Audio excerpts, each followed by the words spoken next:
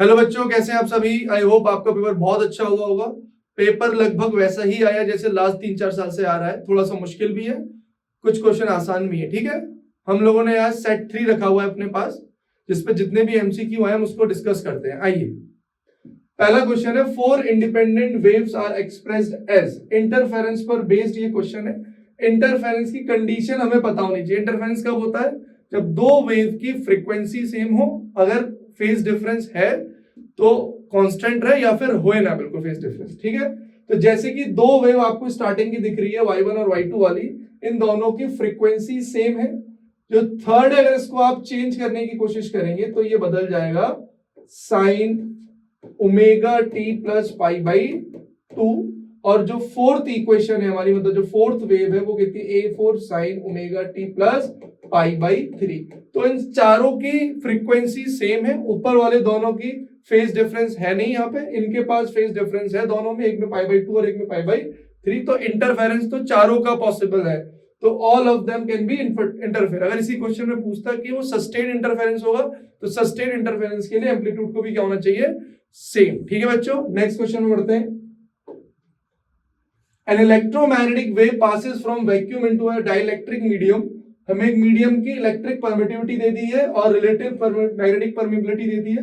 हमसे पूछा क्या होगा। तो जब भी कोई लाइट किसी मीडियम में ट्रांसफर होती है या जाती है, तो फ्रीक्वेंसी तो रिमेन अनचेंज होती है, वो चेंज नहीं होती। तो दो ऑप्शन हमारे अनचेंज है, ये तो हमारा आंसर होगा ही नहीं।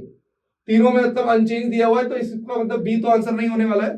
तो हम देखते हैं, तो वेवलेंथ कैसे चेंज होगी। तो अगर मुझसे कोई कहे कि रिफ्रैक्टिव इंडेक्स आप निकाले, तो रिफ्रैक्टिव इंडेक्स का फॉर्मूला होता था under root permeability relative into permittivity. हमें दोनों की वैल्यू गिवन है, कितनी दी गई है? 3/2 और 8/3। जैसे आप इसको कैलकुलेट करेंगे आएगा √4 और ये आ जाएगा 2। तो रिफ्रैक्टिव इंडेक्स 2 है, इसका मतलब जो नई वेवलेंथ आने वाली है वो पुरानी वाली वेवलेंथ के आधी हो जाएगी। इसका मतलब wavelength is half and frequency remain unchanged. Option C is the right answer. आगे बढ़ते हैं। इन एन, ये सेमीकंडक्टर पे बेस्ड है, तो in an PN junction unbiased, मतलब यहाँ पे बाइसिंग नहीं हुई है, ना फॉरवर्ड ना रिवर्स, एक नॉर्मल पीएन जंक्शन हमें बनाया गया। इक्विलिब्रियम में क्या होगा? तो इसका ऑप्शन सी सही आंसर हुआ। क्यों? क्योंकि डिफ्यूजन और ड्रिफ्ट करंट इस केस में इक्वल होते हैं, मगर अपोजिट डायरेक्शन। डिफ्यूजन किसकी वजह से होता है? जो चार्ज कैरियर जो होते हैं, इलेक्ट्रॉन और होल जो जाते हैं। और ड्रिफ्ट करंट किसकी वजह से होता है? जो जंक्शन पे इलेक्ट्रिक फील्ड बनती है, उसकी वजह से जो चार्ज कैरियर इधर उधर मूव कर रहा है, उससे बनने वाले करंट को ड्रिफ्ट करंट कहते हैं। एट इक्विलिब्रियम दोनों की वैल्यू बराबर होती है, बट ये अपोजिट होते हैं डायरेक्शन में। तो diffusion current and drift current are equal and opposite in direction. आइए, the conducting wire connect to charge metal sphere. हमारे पास दो स्फीयर दिए हुए हैं, एक ए और एक बी, दोनों को एक वायर से कनेक्ट कर दिया गया है। अब आपने पढ़ा होगा, जब भी तुम दोनों मेटल्स को वायर से कनेक्ट करोगे, तो ये जब तक चार्ज ट्रांसफर होगा, जब तक इनका पोटेंशियल सेम ना हो जाए। तो मान लेता हूं कि थोड़ी देर बाद इसका चार्ज हो गया Q1, इसका चार्ज हो गया Q2, इसकी रेडियस R1 दी गई है, इसकी रेडियस R2 दी है। कब तक ये ट्रांसफर होगा चार्ज? जब तक पोटेंशियल बराबर ना हो जाए। पोटेंशियल बोले तो KQ1/R1, यहां हो जाएगा KQ2/R2। तो K से K कैंसिल आउट, तो ये रिलेशन अभी हमें काम आएगा, Q1/Q2 इक्वल्स टू R1/R2। हमसे किसका रेशियो मांगा है? हमसे रेशियो मांगा है इलेक्ट्रिक फील्ड का। ठीक है, तो इलेक्ट्रिक फील्ड ए की, तो KQ1/R1 का स्क्वायर, बी की electric field KQ2/R2 square. K से K कैंसिल आउट, हमारे पास बचा Q1/Q2 और यहां बचेगा R2/R1 का होल स्क्वायर। और Q1/Q2 हम पहले ही कैलकुलेट कर चुके हैं, कितना बच्चों? R1/R2, और यहां बचेगा हमारा R2 का स्क्वायर और R1 का स्क्वायर, एक R से R कैंसिल आउट, एक 2 से ये, तो R2/R1 is the right answer. R2/R1, option number B. ठीक है बच्चों, आगे बढ़ते हैं। अच्छा क्वेश्चन है, हमें वोल्टेज दी गई है, मतलब पोटेंशियल दिया गया, इलेक्ट्रिक पोटेंशियल दिया गया है, और हमसे पूछा है कि इलेक्ट्रिक फील्ड इन दोनों पॉइंट पर कितना एंगल बनाएगी एक्स एक्सिस से।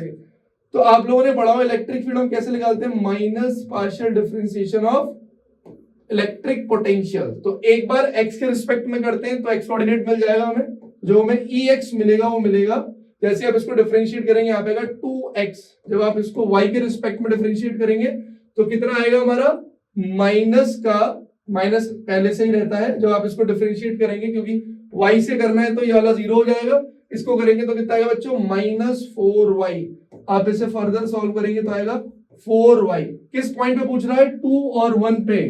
तो 2 और 1 पे जो हमारी फील्ड होगी 2,1 पे, तो जब वैल्यू पुट करेंगे तो x कोऑर्डिनेट आएगा हमारा -4 और y कोऑर्डिनेट हमारा आएगा +4। कितना आएगा?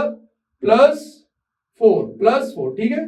तो जो इलेक्ट्रिक फील्ड है उसके कोऑर्डिनेट कितने हमारे 4 और -4 और +4। तो जब आप इसको ड्रॉ करेंगे तो ये किस कोऑर्डिनेट में आ रहे हैं भाई? थोड़ा दिमाग लगाइए, किस में आ रहे हैं? -4 और 4। तो x एक्सिस इधर है और y पॉजिटिव, मतलब कहीं इस तरफ आ रहे हैं। और ये कितना एंगल होगा? ये एंगल होगा 45। क्यों? कि जब आप इसको tan थीटा निकालेंगे तो ये 1 आ जाएगा और थीटा कितना आ जाएगा हमारा 45।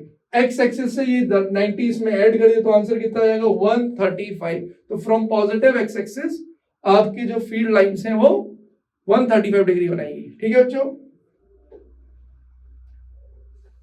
इसमें हमसे पूछा गया था मैग्नीट्यूड ऑफ इलेक्ट्रिक फील्ड, तो V इक्वल्स टू ED होता है, आप लोगों ने पढ़ा हुआ, यहाँ पे मैं L लिख लेता हूं। इस V को हम ओम्स लॉ से क्या लिख सकते हैं? IR। कैसे पता चलेगा ओम्स लॉ लगाना? क्योंकि रेजिस्टिविटी दी गई है, क्रॉस सेक्शनल दिया है, एरिया तो दिया है, करंट दिया है, और हम रेजिस्टेंस का फॉर्मूला क्या है हमारे पास?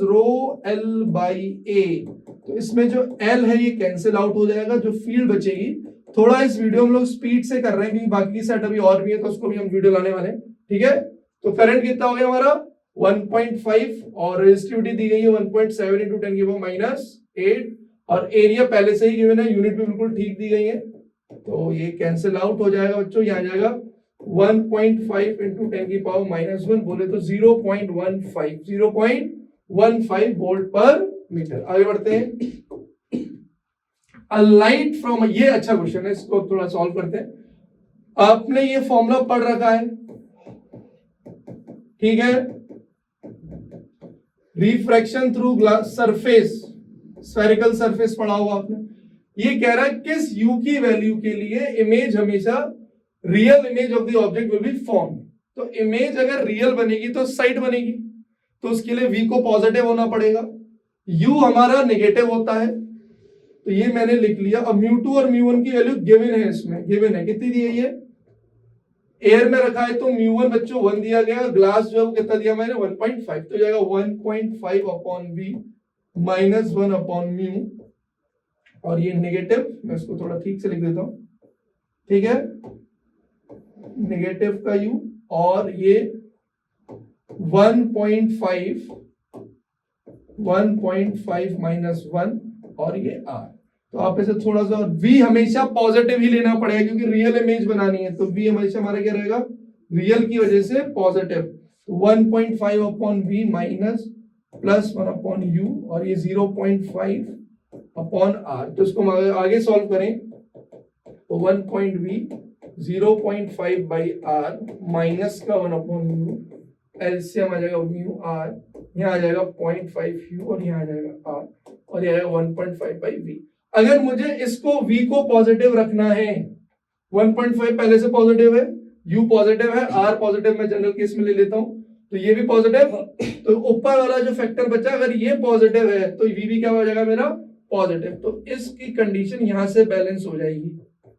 ये अगर पॉजिटिव है तो हमारा आंसर आ जाएगा। इसको मैं इधर सॉल्व कर लेता हूं, ठीक है? तो ये आ जाएगा 0.5u r, तो u equals to r upon 0.5, तो u equals to greater than 2r। Option D is the right, D है बच्चों, यहाँ पे सी लिख दिया है, कोई बात नहीं, D is the right answer. ठीक, आगे बढ़ते हैं। ये तो बहुत बेसिक क्वेश्चन आपने पढ़ा भी होगा एटम और न्यूक्लियस में, जो काइनेटिक पोटेंशियल से काइनेटिक एनर्जी का रेशियो होता है वो कितना होता है? -2। कितना होता है? -2। आगे बढ़ते हैं।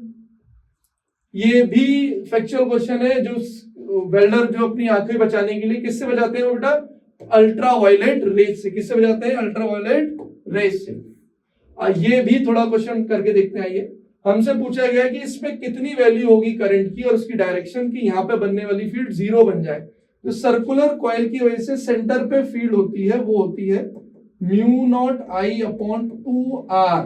तो ये जो सर्कुलर कॉइल है जो भी दिया हुआ रूप में, इसकी वजह से जो फील्ड बनेगी बनेगी μ0I/2r। और जब आप राइट हैंड थंब रूल लगाएंगे तो इसकी डायरेक्शन आएगी अंदर की तरफ, मतलब जेड में अंदर की तरफ। अगर ए बी में कितनी करंट की वैल्यू हो कि इसको वो 0 कर दे, तो पहली बात, अगर ये फील्ड लाइंस अंदर बननी है तो इस ए बी को फील्ड लाइंस कुछ इधर की तरफ बनानी पड़ेगी, बाहर की तरफ। कितना करंट इसमें से बहे, तो इसका मतलब इसकी बनाई हुई फील्ड को भी इसकी फील्ड के बराबर होना पड़ेगा और अपोजिट होना पड़ेगा। तो एक स्ट्रेट वायर से आर दूरी पर जो फील्ड होती है वो कितनी होती है हमारी, mu not I upon I. मैं लिख देता हूं यहाँ पे mu not I upon 2 pi D. तो यहाँ पे डी की वैल्यू में कितनी दी गई है, 2। आर म्यू नॉट से म्यू नॉट कैंसिल, आर से आर कैंसिल, 2 से 2 कैंसिल, तो ये आई डैश हमारा आ जाएगा बेटा 2 पाई आई। तो करंट की वैल्यू तो आ गई 2 पाई आई, दो ऑप्शन में 2 पाई आई है, इसका मतलब हमें इन दोनों में से आंसर मिलने वाला। डायरेक्शन क्या रहेगी, अगर इसकी फील्ड लाइंस अंदर की तरफ है तो इस ए बी की फील्ड लाइंस बाहर होनी चाहिए, तभी तो 0 आएगा। तो इसका मतलब इसकी डायरेक्शन होगी हमारी पॉजिटिव एक्स एक्सिस की तरफ। तो इसका आंसर हो जाएगा ए। ठीक है बच्चों, the phenomena of interference is shown by all of the waves. कोई सी भी वेव्स हो उससे वो इंटरफेरेंस हो सकते हो, मैकेनिकल हो या फिर नॉन मैकेनिकल हो, ठीक, क्योंकि बस उसकी कंडीशन फॉलो होनी चाहिए। अब बहुत ही आसान क्वेश्चन है, हमसे क्या पूछा है, पावर फैक्टर। पावर फैक्टर होता है आर बाई जेड, और एलसीआर वाला क्वेश्चन है, कहा था एलसीआर पढ़ के आना। तो जेड क्या हो जाएगा हमारा, R square plus XL minus XC का होल स्क्वायर।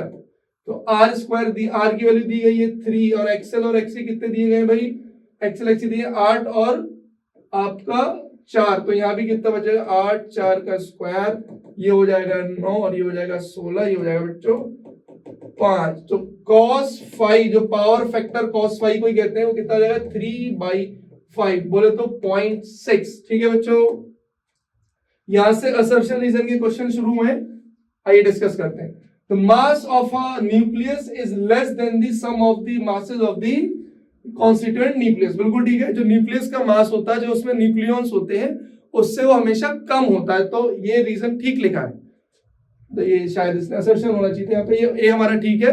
और energies absorb when the nucleons are bound together to form nucleus, ये गलत है। जब वो न्यूक्लियॉन्स आपस में बाउंड होते हैं तो एनर्जी हमारी रिलीज हो जाती है, ठीक है, और ये इसका एक्सप्लेनेशन है भी नहीं। तो ए ट्रू है और आर हमारा क्या हो जाएगा, फॉल्स। क्या हो जाएगा, energies absorb when the nucleus are bound together to form a nucleus, energy release होती है इसमें, ठीक।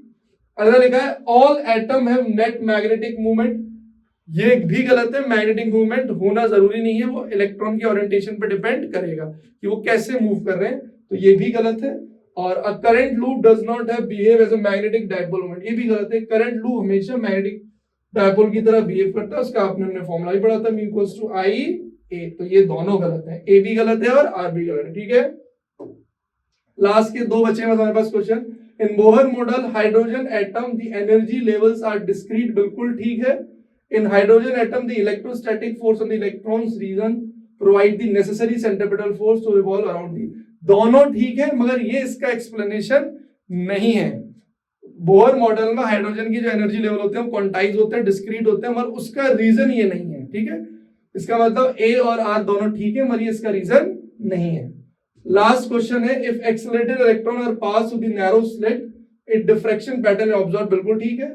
Electron behave as both particle and wave nature, दोनों भी ठीक है। और जो हमारा रीजन है वो उसका एक्सप्लेनेशन भी ठीक है। जब इलेक्ट्रॉन स्लिट से क्रॉस करता है तो अपना बिहेवियर चेंज कर देता है, तो इसका मतलब electron behave as both particle and wave, और जो एक्सेलरेटेड इलेक्ट्रॉन को हम डालते हैं स्लिट में तो वहां से हमें डिफ्रैक्शन पैटर्न शो होता है, ठीक है बच्चों। ये रहा सेट 3 के एमसीक्यू, ऐसे ही सेट 1 सेट 2 के एमसीक्यू भी आते रहेंगे, ठीक है बच्चों। Thank you.